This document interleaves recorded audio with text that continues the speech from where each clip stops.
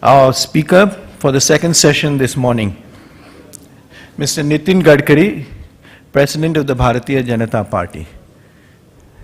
Many of us have now seen him on television, heard him speak. But let me give a little background about Mr. Gadkari. He's from Nagpur.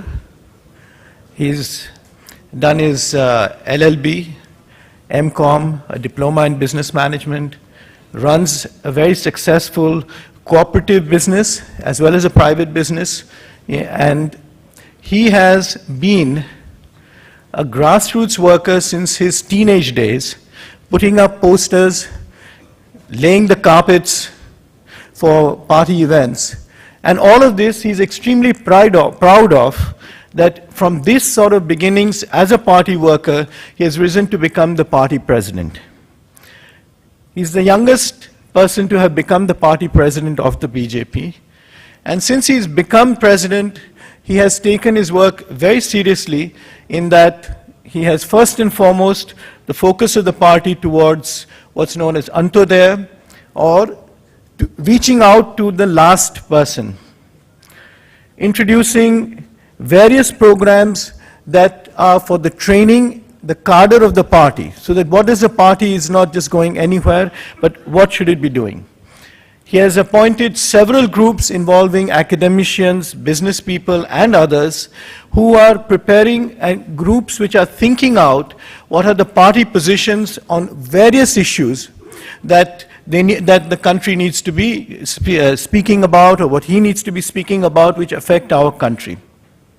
He has also begun a task for preparing a vision of 2025, which the party would announce for India, and for which he has asked CII for its views, and CII has very gladly offered all help in making that happen.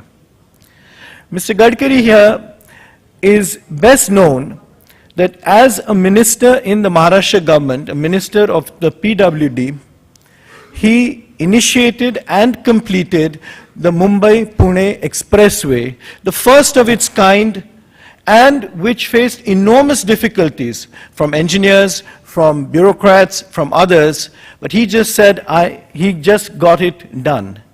Then it was a numerous amounts of infrastructure development, including flyovers in Mumbai.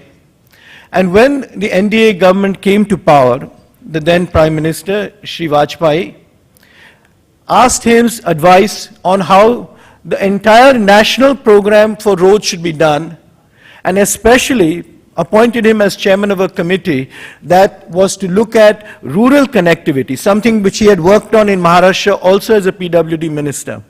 And his report was accepted, and today that has turned out to become the Pradhan Mantri Gram Sadak Yojana.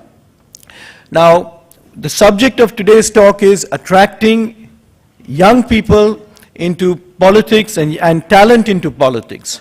But I will ask Mr. Gadkari, while he speaks over here today, to also speak about why politics, why should anyone come into politics, and then young people, and then talent. And I'm sure that he will be able to tell us, because he's a great taskmaster as well, and very clear. So please join me in welcoming Mr. Gadkari, and we look forward to your address. Thank you.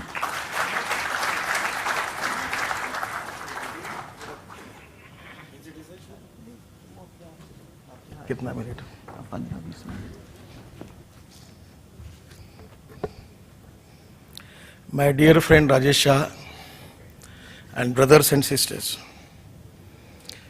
it is a great opportunity for me to deliver my thoughts related with the politics. The meaning of the politics in the public mind is only power politics. But I am a conviction-oriented worker who want to work for the society and the country. I am telling you from my core of my heart, because I know the political credibility of the politicians is very less. So it may be quite difficult for you to believe on me. But let us believe me, politics is not my career, not my business. I have nothing to do with the post, but I am working for the country and the society on my level.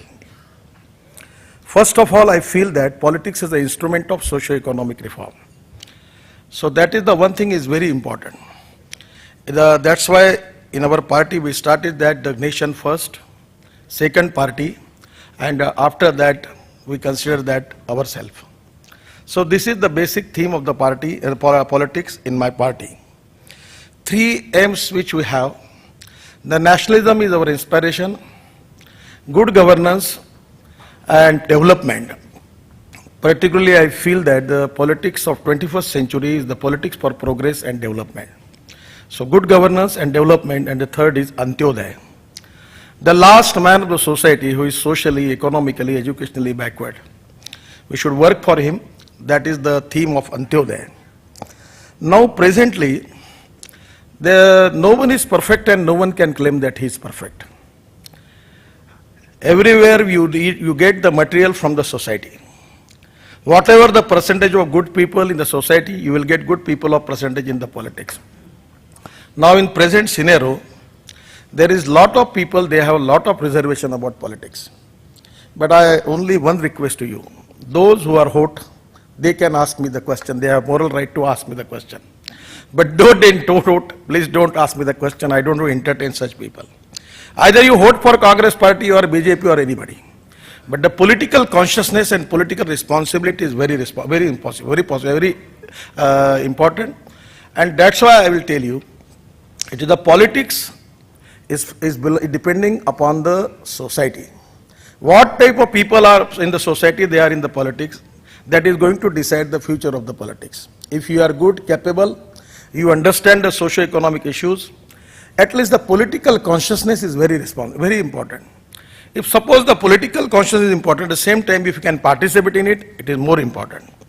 So my feeling is, there are a lot of things by which we can change the socio-economic scenario of the country. Already we have taken a lot of the decisions regarding how we can develop a good political party in democracy. In our country, we have more than 1,000 political parties, out of which 50 parties are very serious. And out of 45 parties, they are family parties. And 5 parties, they are democratic party. There are some advantage for democratic party, there are some disadvantage for democratic party. In my party, anyone can ask me any question, anyone can come to me and take objection on anything. In other parties, there is no privilege for anybody to take any objection on any decision taken by the leader.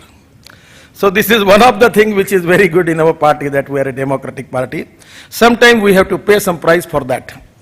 That to democratic party, it also is sometimes it's a problem, but no problem. Still I accept it, it's a good thing. Now as far as our development is concerned, the two important sectors which are very important, one is agriculture and other is industry. For the industry we need water, power, transport and communication.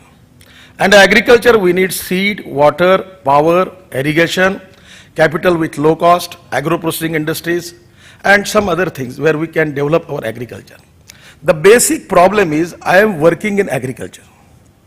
So my feeling is that from last 10 years, because my experience in Mumbai-Pune Express Highway, the flyovers when I was a minister, I was the first politician in the country who raised 4,000 crores from the capital market. And with 5 crore equity, I completed the work of 8,000 crores. So this proven track record gave me confidence. So I decided to work in a rural area. Now I have 3 sugar factories, co-generation, power generation with something 55 megawatt. Then I am making power from rice husk and bagasse. Then I am working in solar energy, then working in ethanol, biodiesel, biomethanization.